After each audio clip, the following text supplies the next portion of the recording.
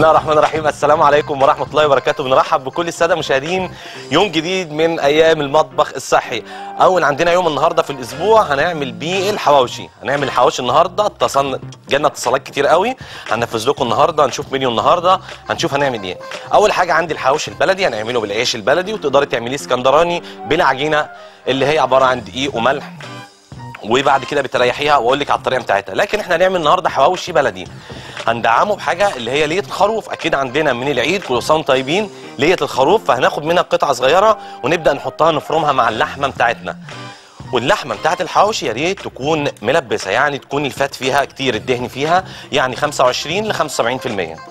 عندي النهارده هنعمل طاجن لحمه بالكاري، طعمه حلو جدا، والكاري من انواع البهارات اللي بتدي مذاق حلو جدا للحمه بتاعتنا. تالت حاجه هنعملها النهارده هنعمل البرازق، وهنعملها بطعم الشاي. ازاي؟ تابعونا ان شاء الله خلال الساعه ديت من 3 ل 4. هستنى اسئلتكم واستفساراتكم على ارقام التليفونات اللي هتظهر دلوقتي قدامكم على الشاشه.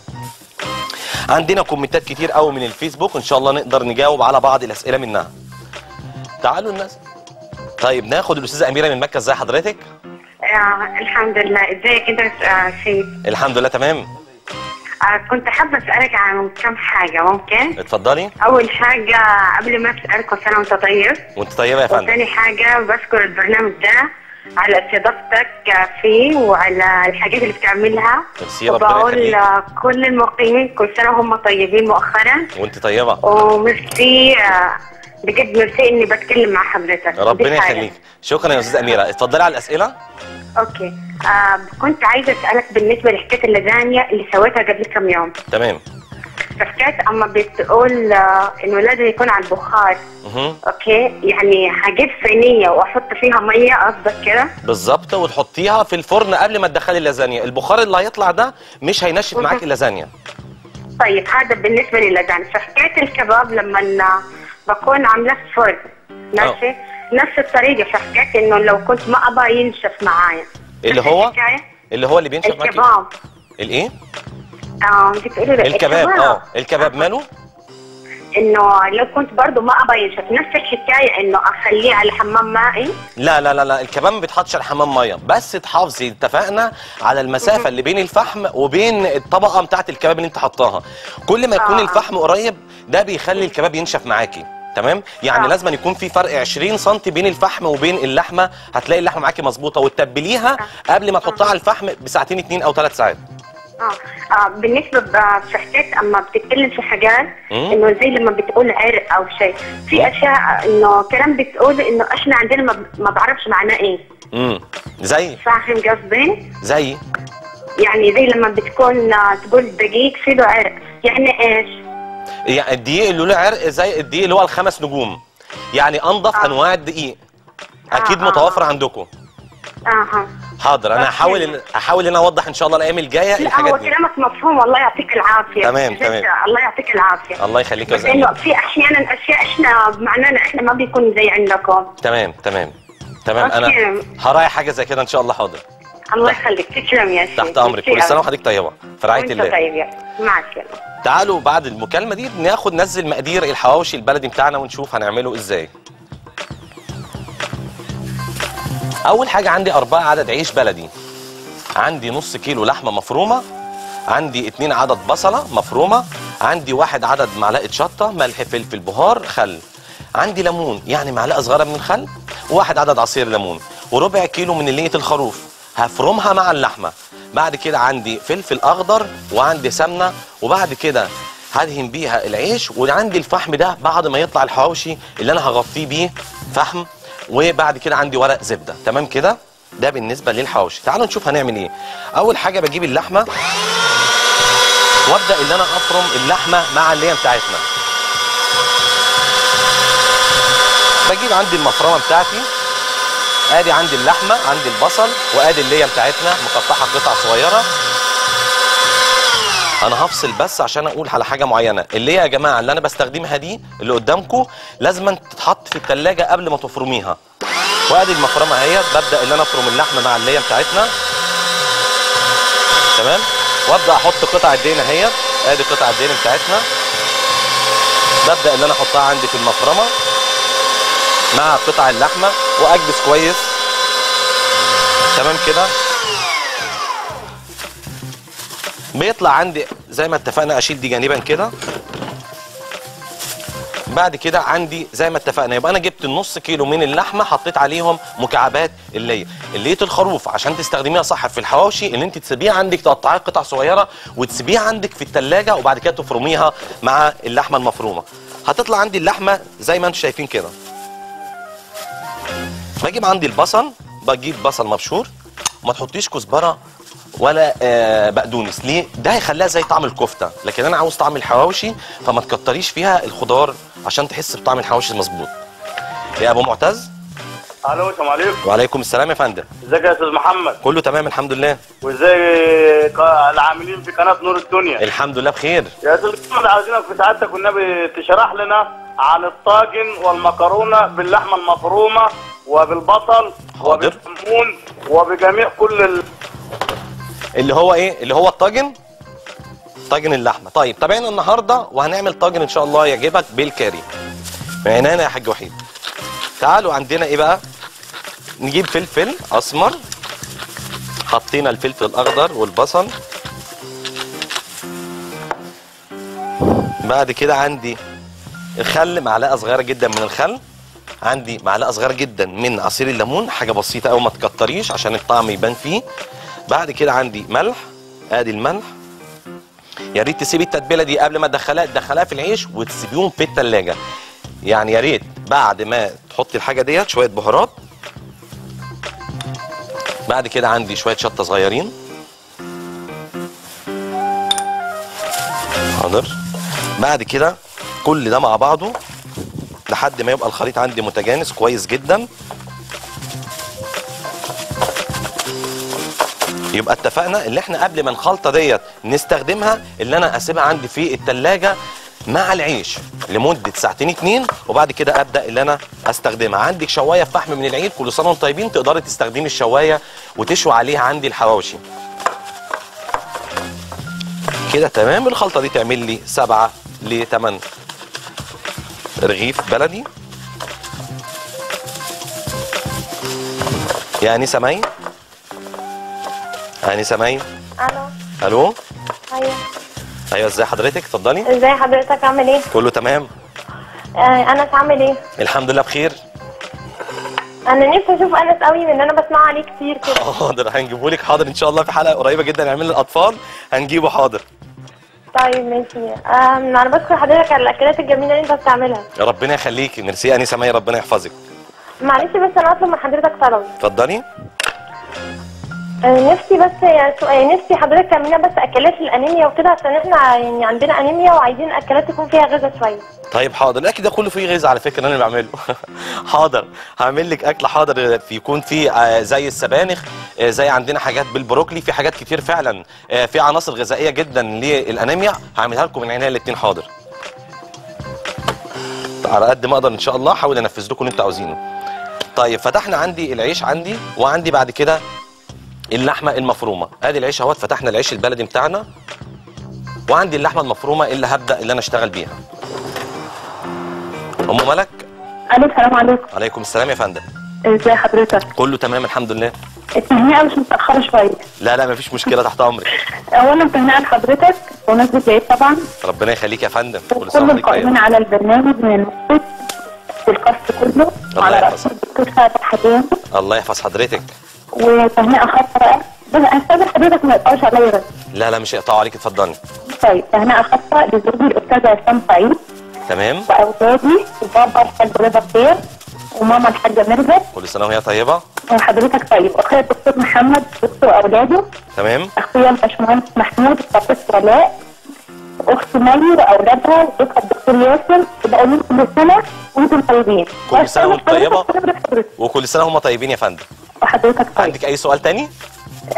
بس عايزه من حضرتك. اتفضلي يا فندم تحت امرك. الكنترولز محمد عادل هيديها لك. شكرا اتصالي. بعد كده عندي ادي الحواوشي اهوت، ببدا احطه عندي في العيش. ببدا ان انا اخد الكور كده اهوت. كتري بقى الكميه زي ما انت عايزه مفيش مشكله. يعني الواحده بتاخد من 150 جرام ل 170 جرام. باخدها كده بكورها كده في ايدي. ببدا ان انا احطها عندي في العيش كده، وبعد كده ابدا ان انا احطها اوزعها داخل الرغيف بتاعنا.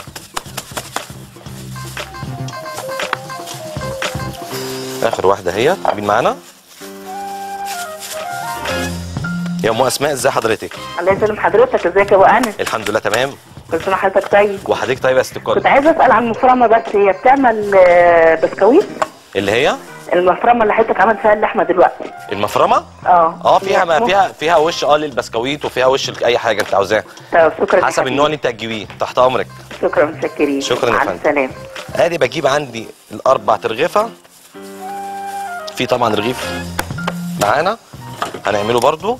بعد كده بجيب عندي السمنه، ادي السمنه اهيت، وببدا ان انا ادهن بيها العيش كده اهو من يمه دي، وباخدها من اليمه الثانيه برضو نفس الكلام، سمنه او زيت. ليه؟ عشان ينشف، هينشف معايا، هنشفه كويس جدا، وبعد كده هيبقى طري معايا برضو نفس الكلام.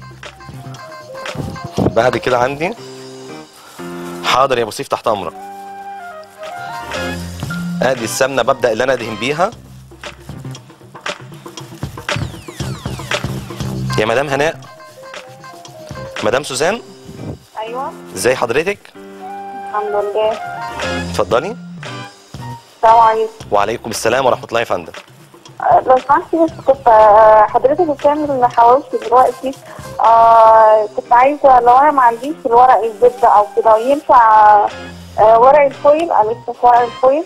ينفع طبعا ورق الفويل، مفيش اي مشكله، لكن ورق الزبده يحافظ لك على اللي هو يطلع لك الحاجه كريسبي من فوق وطريه من جوه. خلي بالك ورق الالومنيوم فويل ممكن ينشف لك الحواوشي شويه، لكن ورق الزبده ده بيحافظ لك، موجود دلوقتي في اي سوبر ماركت، موجود دلوقتي عند اي بائع بتلاقيه موجود برول كده زي ما هو كده، وده ورق الزبده بتستخدميه في حاجات كتير جدا مش في الحواوشي بس.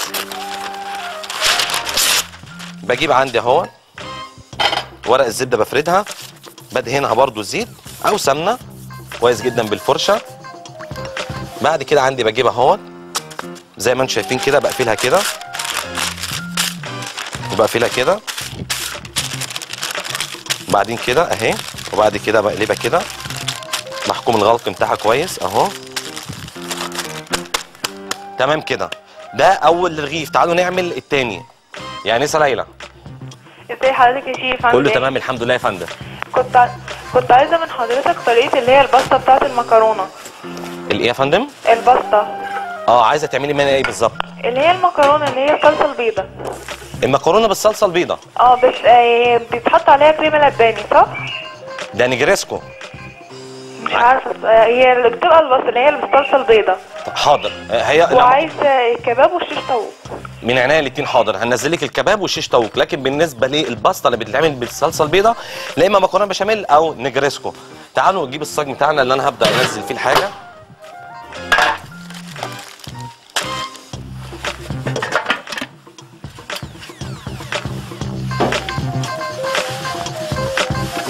بجيب عندي ورق الزبده اهو عشان نعمل تاني واحد سهل جدا. يبقى انا جبت اللحمه، وبعد كده فرمت اللحمه كويس جدا، وحطيت معاها نسبه من الفات او نسبه من اللي هي بتاعتنا. كلنا عندنا اللي هي تقدري تستخدميها في الحواوشي، هتطلع معاكي الحواوشي ممتاز، تقدري ان انت تشويه عندي على الفحم. بجيب اهوت وبحط في الورق الزبده. بجيب تاني واحد، بعد كده حطيت بصل، حطيت فلفل اخضر، حطيت ملح وفلفل وبهار، عصير ليمونه، ومعلقه صغيره جدا من الخل. بجيب عندي اهوت الحواوشي. مهندس هشام، مهندس شوقي، ازي حضرتك؟ الله يخليك، ازيك صح؟ ازي حضرتك يا فندم؟ انا سعيد جدا بكلم حضرتك يا استاذ محمد. انا اسعد، ربنا يحفظك. ربنا يبارك فيك. انا بكلمك من متغمر. اهلا وسهلا. منين من متغمر؟ انا من سنة سعيد. منين؟ سنة سنفة جنبنا. اهلا وسهلا. اهلا وسهلا. اتفضل يا شوقي. الله يسلمك. كل سنه وحضرتك طيب. خليك على خير يا محمد، وسعداء بيك، وانت نورت مش سعديه خالص كلها والله. ربنا يخليك يا شوقي. هو الصوت بس بيقطع، بس رساله حضرتك وصلت. شكرا يا شوقي، وسلام لكل اهل سنفة. تعالوا عندنا بجيب اهوت ادي الحاجه بتاعتنا، ببدا ان انا اطبقها كده. بص التقفيله بتاعتها اهيت كده، بجيب دي كده وبجيبها كده، تمام؟ نفس الكلام برضو، بجيب دي كده اهي، وبعد كده كده بقفلها كويس جدا، وبقلبها اليمه الثانيه، احطها هنا في الصاج.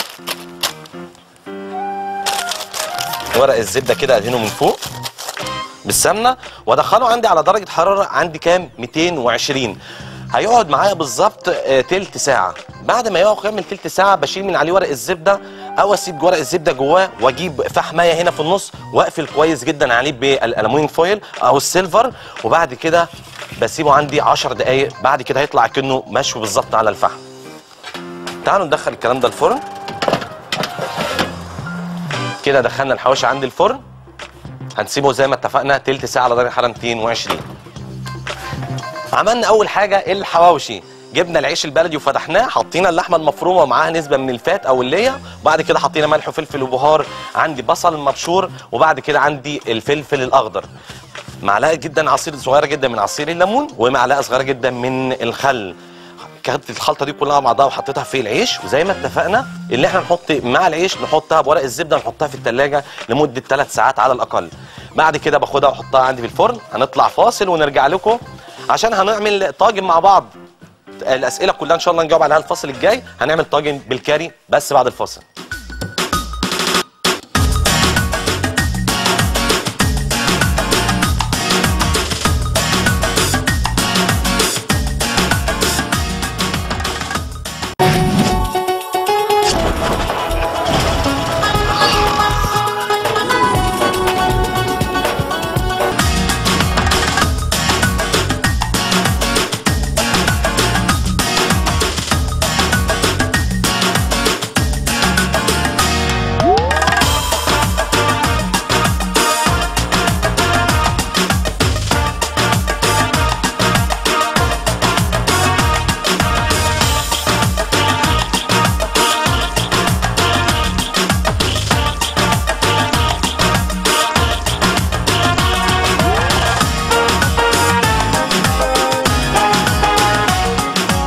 اهلا بيكم ونعملكم مره ثانيه بعد الفاصل. عملنا اول فاصل الحواوشي، هنعمل ثاني فاصل اللي هو هنعمل طاجن بالكاري ان شاء الله يعجبكم جدا باللحمه. عندنا مجموعه توابل لها هتعجبكم. عندنا في جنزبيل، فيها مجموعه بهارات حلوه، فيها فريش كريم، فيها صلصه طماطم، فيها طماطم مكعبات او تقدر تستخدمي طماطم شيري.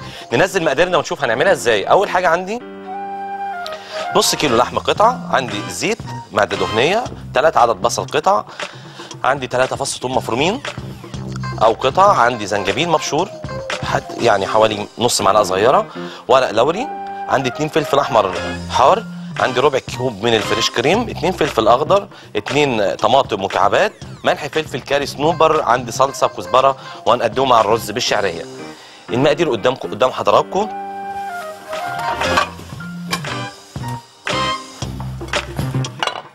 تمام كده. ده بالنسبه للحم بالكاري. عندي الفحم عندي برضه على النار بحيث ان انا احطه على الحواوشي. يا مدام منى. السلام عليكم. وعليكم السلام ورحمه الله يا فندم. ازيك يا ست محمد؟ كله تمام الحمد لله. كل سنه وحضرتك طيب. وحضرتك طيبه يا فندم. بقول لحضرتك كنت عاوزه بس طريقه صوابع الزينه. حاضر. الطريقه والعمل لو تسمح، يعني طريقه العمل. حاضر من عينيا الاثنين. ماشي. المقادير كلها بتنزل لكم على جانب الشاشه واشرح لك خصوصا صوابع زينب. حاضر يا فندم. بس ممكن بس تخلوها شويه على الشاشه. حاضر من عينيا الاثنين تحت امرك. هشرح لك ازاي بتتعمل وانت حضرتك تكتبي المقادير. بحط الدقيق وبسيح السمنه على النار، بقدحها كويس جدا عشان لازم اعمل عمليه بس للعجينه عشان تبقى نايمه معايا. بعد كده بحط الخميره، وبعد كده لو عندي ذره من الملح، بعد كده بعجن العجينه دي كلها مع بعضها وانزل عندي بالميه، بعجنها كويس جدا بالميه. قدامي عن طريق المقادير. بعد كده باخدها واريحها شويه وابدا ان انا اصبعها. بعد ما صبعتها كويس جدا على المبشره، عندي على المبشره اللي انت بتبشري عليها الطماطم او البصل، بتنضفيها كويس جدا، وبعد كده بتبداي ان انت تصبعيها وتفرغيها كويس جدا من جوه عشان ما تبقاش مكتومه. بتنزل زيت سخن، بعد كده بتحطيها في الشربات التقيل البارد ده. تعالوا عندنا اول حاجه بحط الطاسه عندي على النار. يا مدام سعاد. محمد. ازاي حضرتك؟ ازاي حضرتك؟ ازاي صحتك؟ كله تمام الحمد لله يا فندم. ايه؟ كل سنه وحضرتك طيبه. حضرتك قبل كده عملت الكرنبيط. تمام. الحمد لله. حضرتك عملت الكرنبيط قبل كده. تمام يا فندم. انا عايزه طريقته. حاضر من عينيا الاثنين يا فندم. الله يخليك يا استاذ محمد. أمرك. انا بشكرك على تعبك والله والحاجات الجميله اللي انت عملتها. شاكرين لاتصالك يا فندم، ربنا يخليك. يديك الصحه. الله يحفظ حضرتك. كل سنه وانت طيب يا استاذ وحضرتك طيبه. مع السلامه. في رعايه الله. عندي البصل ببدا اللي انا اشوحه كويس جدا. ببدا ان انا اطلع الريحه بتاعته مع اول حاجه البصل اهو. ريحه الفحم عامل شغل حلو جنبي قوي. عندي الثوم يا انسه شيماء. الو انسه شيماء. الو الو السلام عليكم. وعليكم السلام يا فندم. ايوه ايوه انسه شيماء اتفضلي. لو سمحت. بص يا شيماء وطي التلفزيون شويه واسمعيني من التليفون. لو سمحت عيد ميلادي قرب، ممكن تجيب لي مكرونة التورته؟ ايه عاوزه ايه؟ مقادير التورته حاضر. هننزلها لك. احنا كنا عاملينها الاربع اللي فات، هننزل لي مقاديرها. ادي عندنا بصل وتوم. بعد كده عندي جنزبيل مبشور، ده بقى بيعمل شغل حلو جدا مع البصل والتوم. بطلع الريحه بتاعتهم كويس جدا، وبعد كده بوطي النار شويه وابدا احط اللحمه بتاعتنا. ادي اللحمه بتاعتنا. ببدا ان انا اديها صدمه كويسه جدا مع البصل والثوم والزنجبيل بتاعنا. ببدا ان انا اسيبها شويه تقفل المسام بتاعتها. بعد كده ببدا ان انا اضيف عندي الفلفل الاخضر والفلفل الحامي. يبقى اول حاجه الزيت، بعد كده البصل، الثوم، الزنجبيل المبشور. ابدا اقلب اللحمه مع الكلام ده كله. الكيكه ديت اللي احنا كنا عاملينها يا انسه شيماء على شكل الساعه، لو كنت متابعه الحلقه دي المقادير بتاعتها. تقدري تعمليها من غير اي ديكور، تقدميها مع الشاي. ادي اللحمه بتاعتنا. ببدا ان انا اقلب فيها كويس جدا وهي شغاله كده. بضيف لها الفلفل الحامي والفلفل الاخضر. بقلب ده كله مع بعضه. طاجن مميز جدا، طعمه هيعجبك قوي، واهم حاجه تخليه على نار هاديه. يعني انا دلوقتي هديت النار عشان تاكلي الطعم الصح من الطاجن ده، لان اللي هيميزه الكاري بتاعنا. بعد كده عندي الصلصه بتاعتنا. ببدا اضيفها واحده واحده. وانا شغال بعمل طواجن او بعمل لحوم، في ناس بتسالني بتقولي انت بتستعجل قوي في البصل، بتحط اللحمه على طول والجو ده. انت في البيت تشتغلي براحتك، لان انا شغال بعمل على الهوا. انا بوريكم المكونات والاساس بتاع الاكله. تقدري انت في البيت بقى براحتك خالص. البصل تدبل كويس، الثوم، الزنجبيل، بعد كده بتحطي اللحمه، بعد كده بتحطي الفلفل الاخضر. لان انا بعمل 3 اصناف لو تلاحظوا في ساعه، فمطالب ان انا اطلع ال3 اصناف دول قدامكم على الهواء. ده بالنسبه للكومنت جالنا على الفيسبوك. ادي اللحمه بتاعتنا. ببدا ان انا اشوحها. الصفحه الرسميه لو عندكم اي كومنتات برضو هتنزل لكم دلوقتي. معلقه صغيره جدا من صلصه الطماطم. ما تحاوليش ان انت تكتري الصلصه بصراحه في اي اكل، حاولي بس ان انت تدي الطعم بتاعها. هي بتدي لون، بتدي لون وطعم، فما تحاوليش تكتريه عشان ما تضيعلكيش الطعم بتاع اللحمه. بعد كده لان المسبكات دي اعتقد ان هي بتتعب المعده شويه، فنخف منها شويه. عندي بعد كده اللحمه هي بسيبها عندي شويه عندي على النار. بعد كده عندي الطماطم المكعبات بنزل بيها. لو عندك طماطم شيري مفيش مشكله، تقدري برضو تشتغلي بالطماطم الشيري، تقطعيها انصاف.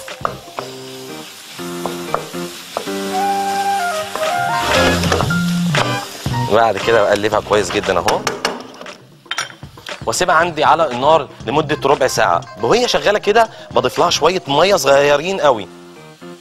ادي شويه ميه صغيرين.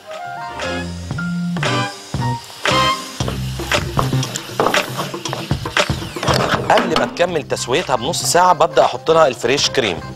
بسيبها هنا كده. ناقص عندي ايه؟ ناقص عندي الكزبره ومجموعه التوابل بتاعتنا. ببدا اضيف حاجه. بضيف اول حاجه ايه؟ معلقه صغيره جدا من الشطه والبهارات، واسيب الملح في الاخر عشان عمليه النضج ما تاخدش معايا سوا. شويه بهارات، شويه شطه صغيرين لو بتحبها سبايسي. انا حاطط فلفل اخضر، ورقه لوري. بعد كده عندي الاساس بتاعنا، الطعم اللي هيديني الحاجه بتاعتي. ادي الكاري، مسحوق الكاري بتاعنا. بعد كده بنبدا نقلب كل ده مع بعض. الميه اللي انا حطيتها ديت هتبدا اللحمه تنزل شويه ميه من معاها مع الصوص ده. تاكليه، تقدري تاكليه بالعيش او نقدمه مع الرز اللي انا هعمله دلوقتي، رز ابيض او رز شعريه. بقلب كده مع بعضه كل ده. والنار الهاديه دي بتخلي اللحمه تطلع ممتازه. ماشي. محمد عادل مبسوط قوي يا استاذ احمد النهارده، ها؟ مفيش مشكله. تعالوا عندنا ادي الكزبره الخضراء، اخر حاجه خالص بضيفها الكرفس. لو في كرفس تحطي كرفس، تحطيه مع اللحمه في الاول، لكن لو في خضار كزبره او بقدونس بتضيفوهم في الاخر عشان الطعم يطلع مظبوط. تعالوا عندنا ادي الفريش كريم وادي الكزبره بدات تنزل الصوص بتاعها اهو، وهي شغاله عندي كده ببدا اجيب الحله بتاعتنا عشان ابدا اعمل الرز بتاعنا.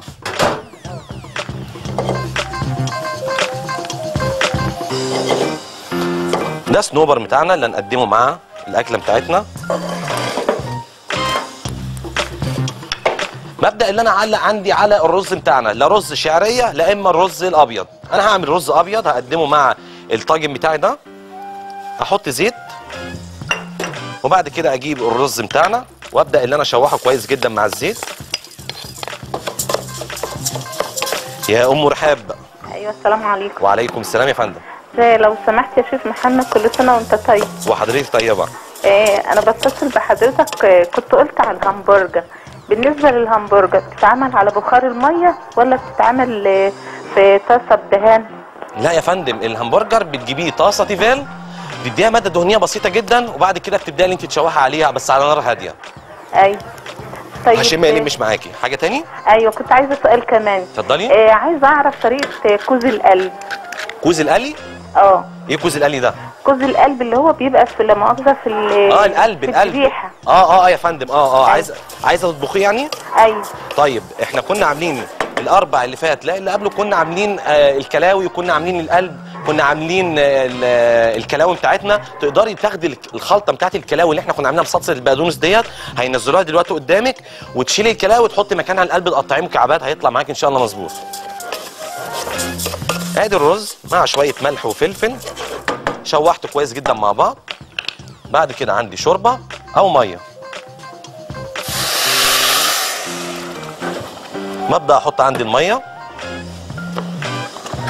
واقلبهم كويس جدا مع بعض.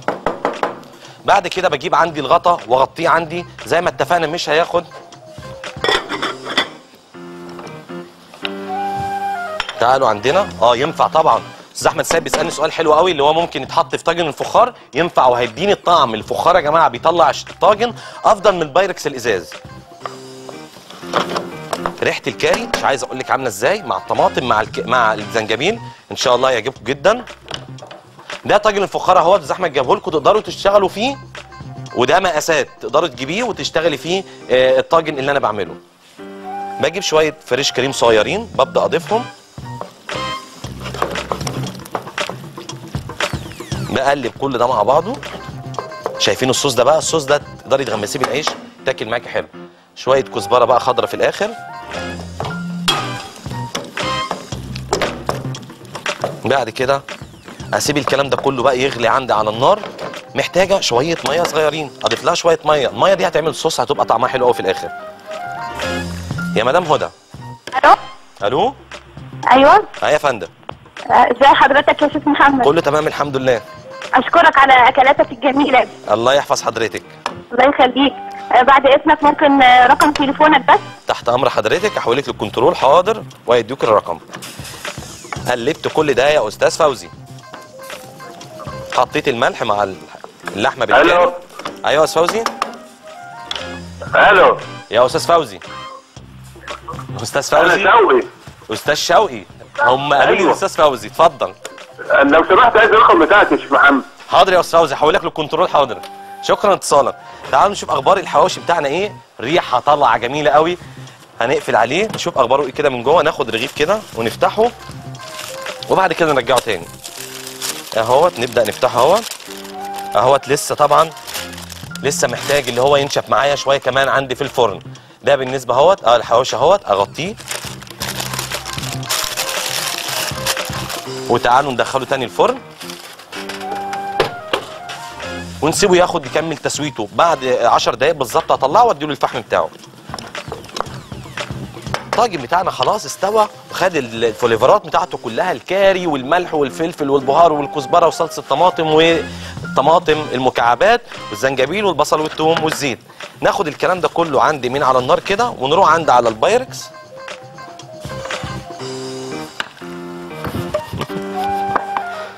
اشيل بقى ايه ورقه اللوري، خلاص انا استغنيت عنها، خلاص ادتني الطعم اللي انا عايزه. بحط كده ومن فوق بقى شويه صنوبر كده اهو. بشكر حماتي بجد، حماتي من دبي بعتلي ربع كيلو، انا بشكرها من قلبي جدا. ادي اهوت، اجيب شويه صنوبر كده يتحمصوا بقى مع الطاجن بتاعنا. بمسح الطاجن كده من الجناب بتاعي البايركس.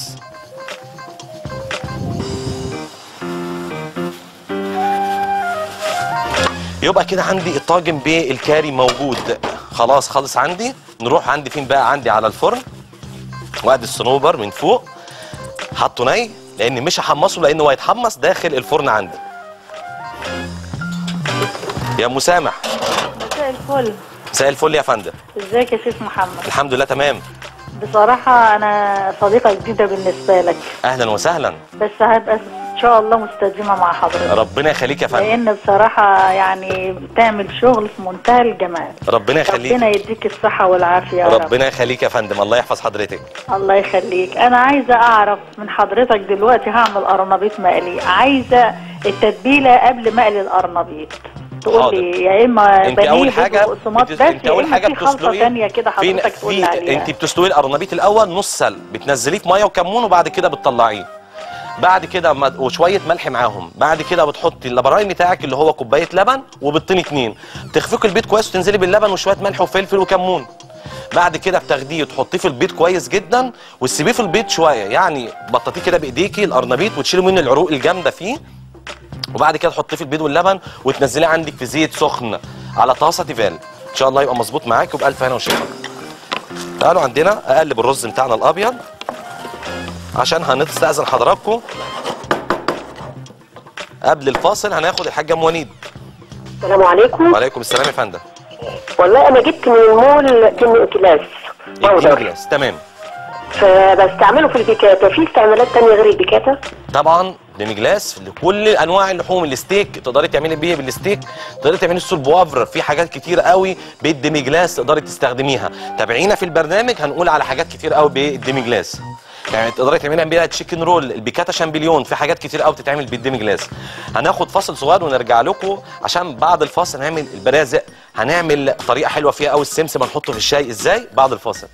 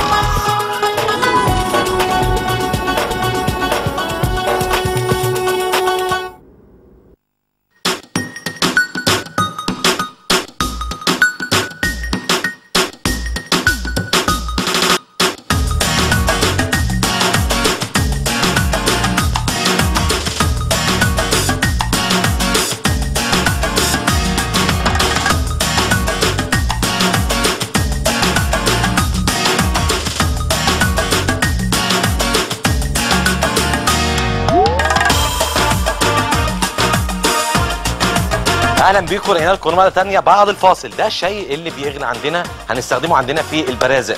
طلعت عندي الحواوشي وبعد كده هبدا اديله الفحم بتاعنا والطاجن عندي في الفرن اللي هو بالكاري.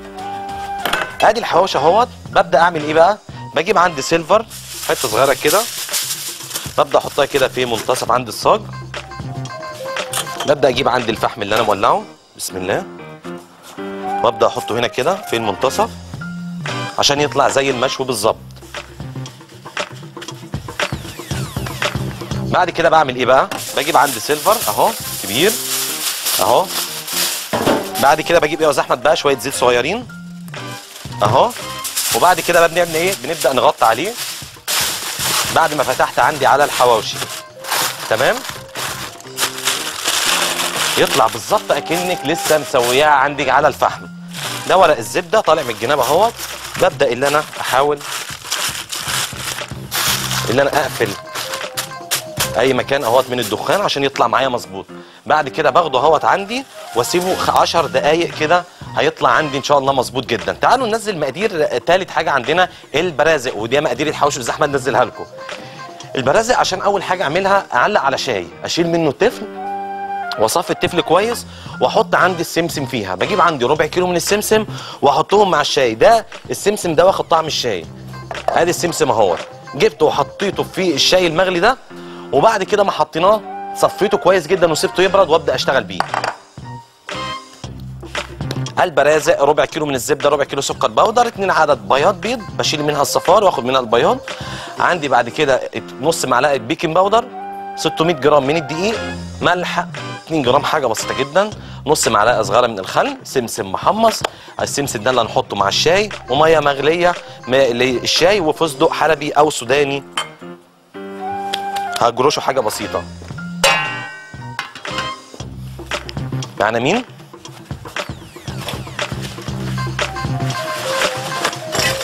يا ام نادر. الو السلام عليكم. وعليكم السلام يا فندم. ازيك يا شيخ؟ ازي حضرتك؟ كل سنه وحضرتك طيب. وحضرتك طيب يا ست الكل. الله يبارك لك يا شيخ. عندي منديل بتاع الخروف، عايزه تقول لي على طريقه اعملها بيه. الطرب. نعم؟ الطرب يا فندم. اللي هو المنديل بتاع الخروف. المنديل، ايوه الطرب، عملنا بيه الطرب. تابعتناش؟ لا معلش ما شفتش الحلقه دي. حاضر من عينيا. ربنا يكرمك يا شيخ. اقول لحضرتك عليها حاضر. ادي عندنا ده الطاجن بتاعنا بعد ما استوى. صنوبر عندنا بيبقى منور على حاجه كده جميل قوي، الصنوبر بحب اضيفه على اللحوم بتاعتنا. عندي الرز تمام، اقلبه واشوف اخباره ايه. الرز اهو طالع الحبايه بحبايته، شوحته كويس، حطيت له شويه الملح والفلفل، وده الشكل النهائي عندي للرز بتاعنا. ادي الرز اهو، وادي الطاجن بتاعنا. بجيب عندي الرز بتاعنا ابدا اغرفه معانا. بسم الله. بجيب عندي اي فورمه عندي وابدا اللي انا اكبس الرز بتاعي كويس جدا اهو. بعد كده بجيب عندي الطبق، وده الشكل النهائي عندي للرز بتاعنا اللي انا هقدمه. رز ابيض او رز بالشعريه هنحطه بجانب الطاجن بتاعنا. وده زي ما انتم شايفين ده الطاجن بتاعنا. بجيب زهره بقدونس، حاجه تفتح النفس بجد لو عملتيها، لان الكاري ده نفسه بيعمل طعم حلو جدا للحاجه بتاعتنا. بجيب عندي زهره كزبره وده الشكل النهائي بتاعنا. تعالوا قبل ما نشتغل نعمل ايه؟ احط الزبده والسكر البودر. ده بالنسبه للبرازق، اللي ما يعرفش يعمل غريبه يعمل دي، هتطلع التست بتاعها تحفه. تعالوا نحط زبده، وادي السكر البودر في العجان. بركب المضرب الجلد ده، وبعد كده ببدا اللي انا اشغل عليه.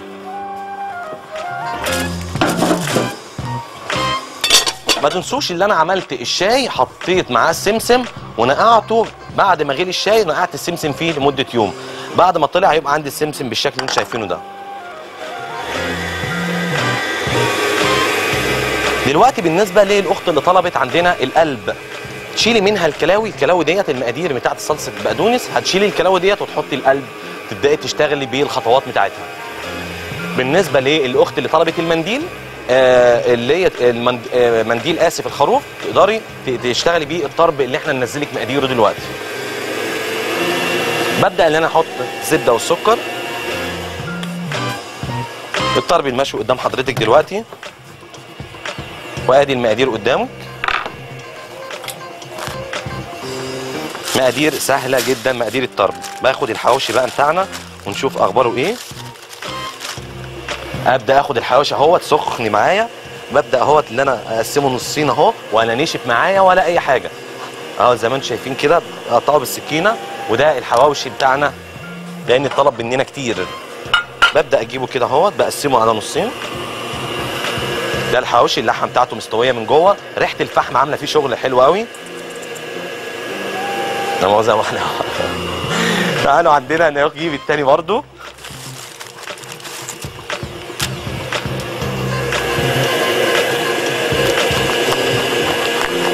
نجيب عندي كده يا عم هشام. جاي ماشي. بجيب عندي اهو، على فكره عامل 2 و2 ورا، ما تقلقش. بعد كده ده الحواوشي بتاعنا. تعالوا نجيب التالت اهوت. عم هشام ده حبيبي. وده الشكل النهائي عندي للحواوشي.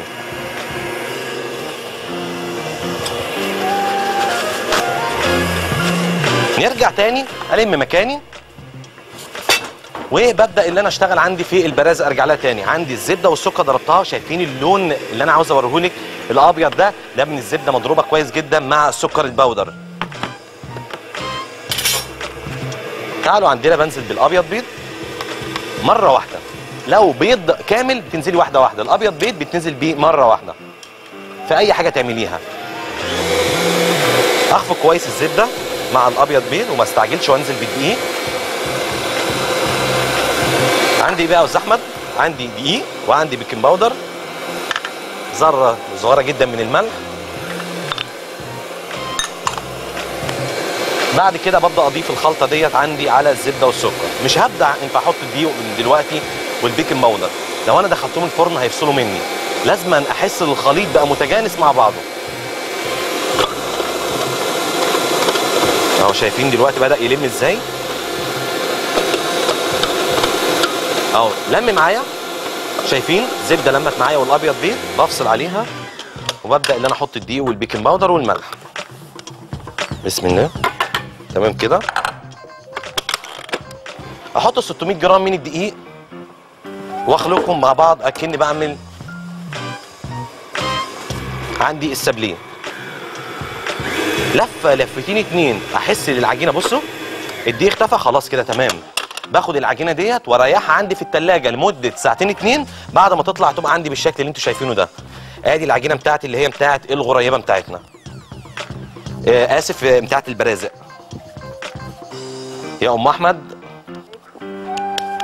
ام احمد. السلام عليكم. وعليكم السلام يا فندم. ازيك يا شيخ محمد؟ كله تمام.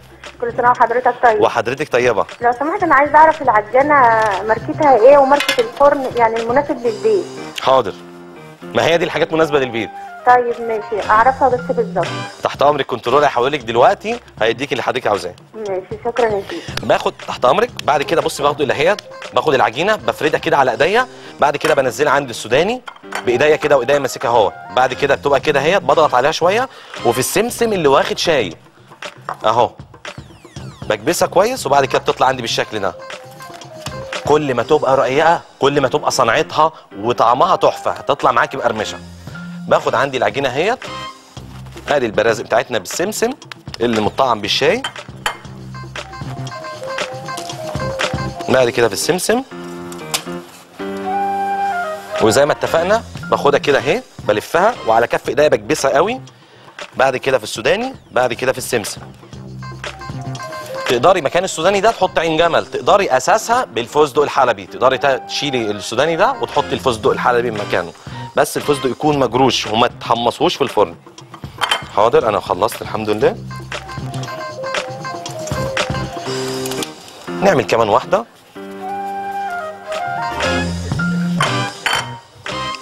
بعد كده في السمسم ندخلها بقى على درجه حراره كام؟ 170. هتقعد معايا بالظبط تلت ساعه ل 22، يعني من 22 دقيقه 23 دقيقه حاجه زي كده، لحد ما اللون بتاعها هوريهولك عامل ازاي. ده اللون بتاع البرازق بعد ما تطلع عندي، لون هيبقى ذهبي اهوت. بعد ما تدخلها على درجه حراره 170 هيبقى ده الشكل بتاعها. هسيبكم دلوقتي بالاستاذ احمد هينزل لكم مقادير كل الحاجات اللي احنا عملناها، الثلاث حاجات النهارده. هطلع فاصل من غير ما اتكلم وهيبدا يشرح لكم الحاجه اللي احنا عملناها ديت وينزل مقاديرها ونشوفها هنعمل ايه. فاصل صغير ونرجع لكم تاني.